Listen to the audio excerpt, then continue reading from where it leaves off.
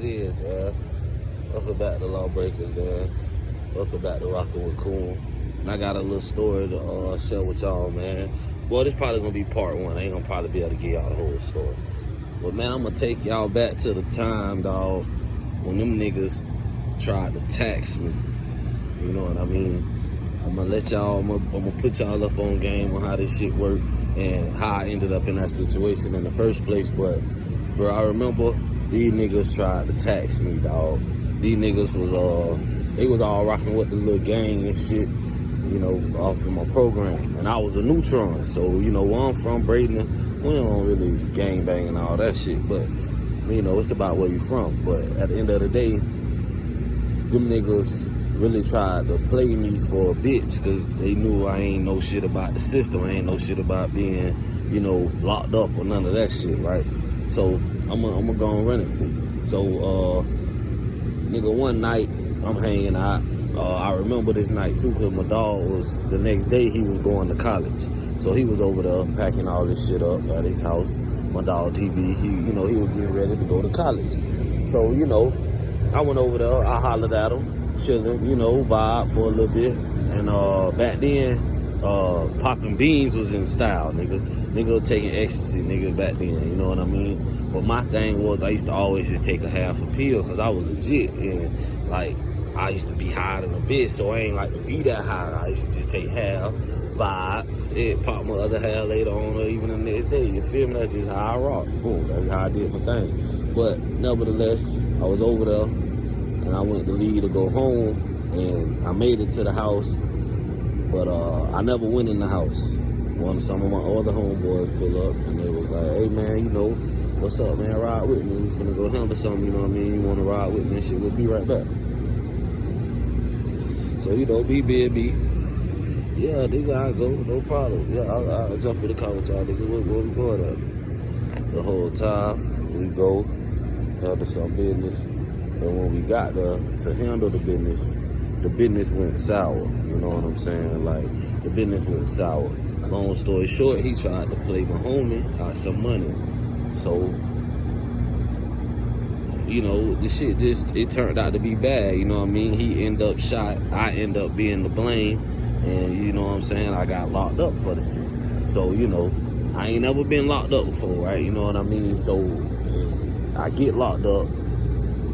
They give me a bond, nigga. They give me a bond for my charge, you know, throwing a deadly missile. First, it was attempted murder, and then they dropped it with throwing a deadly missile and firing a deadly missile inside a weapon or a vehicle or occupied dwelling.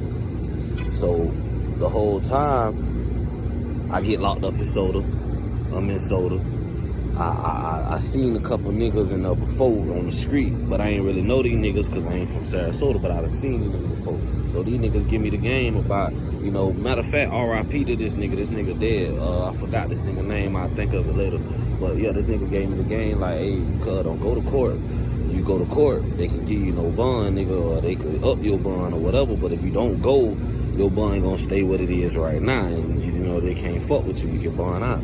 So he gave me the game on that. So I end up bonding out of the motherfucking place, bonding out of jail, and you know what I mean, coming home until I had to go to court.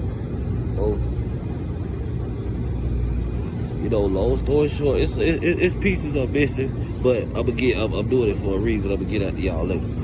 But long story short, you know, I end up getting locked up. I go to juvenile for like 16 days. And then our juvenile, it was sweet. It wasn't even really no fighting in that bitch. Like, niggas, everybody knew each other, you know what I'm saying? So it wasn't really like no bullshit, you know what I'm saying? Like, the real niggas was, you know, with the real niggas, and the niggas that went in the street was just, you know, the niggas got in trouble for stupid shit, you know what I mean? Stealing and shit like that. So the whole time, like, once all this shit here transpired and I go to my program, you know what I mean, I was sent to Cypress Creek, you know what I'm saying, in the year of 07 to 09, I was in Cypress Creek. Could have been, no, I got in trouble in 06, so yeah, 07 to 09, I was in Cypress Creek. And this is where the shit get gangster. You know what I mean? I seen a lot of shit in there, you know what I mean? And shit that I was new to, shit that I ain't never seen before. Nigga, I ain't never been locked up. I done did a whole bunch of shit. I done got away with shit. But I ain't never been locked up, you feel me? So the whole time, you know, I'm sitting down, you know, in intake where they, you know, they get you right. They go through your medical shit and they shave your fucking head. Well, I had got a haircut right before court. So they was like, okay, his hair low enough, so we ain't gotta do his head. You know, he's straight. You feel me? And my shit was sharp. I was clean, and other niggas already didn't like that. You feel me? So the whole time, two niggas walk in. I know one of them niggas was from Jacksonville, and the other nigga think he was from St. Pete. Big niggas too. These niggas look like bitch. They been eating motherfucking just. These niggas look healthy. These niggas look like football players. So I'm like, what the fuck? You know what I mean? Boom, boom, boom. But you know, it ain't no fear, nothing like that. I just like, damn, these niggas big as fuck. So they go to talking to the nurse and the dude and shit like that. The dude that brought me there was he was at Ecuador at the time, but he used to pick people up. Well, a white dude named Preach. Preach was cool as fuck. But yeah, it was him. He was like, yeah, let me you know, let me do his paperwork and I'll get with you guys. They were like, oh yeah, where he going? They were like, oh, he going to Delta. They were like, damn, you going to Delta, nigga, it's going down in Delta. So in my mind, I already knew I had to be like, on go, you feel me? But I ain't gonna, I told myself I ain't gonna come in here like I'm the toughest nigga in here, but I'm gonna go. But I'm gonna go. Hey, back it down. Hey, back it down from there. I ain't running from now, nigga. I'm on go, you feel me? So it is what it is.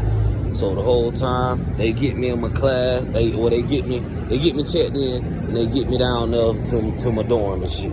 You know what I mean? And when I get to the dorm, you know, these niggas, you know, hey, when you walk in, nigga, everybody can see you, nigga. Everybody looking at you, nigga. They tell you where your room at, you go to your motherfucking room. So walked in and these niggas just was, you know what I'm saying? These niggas just was looking at a nigga like I was looking at them. Now I'm gonna give you the next part of the story in part 2. You heard me? Y'all rockin' with Coon.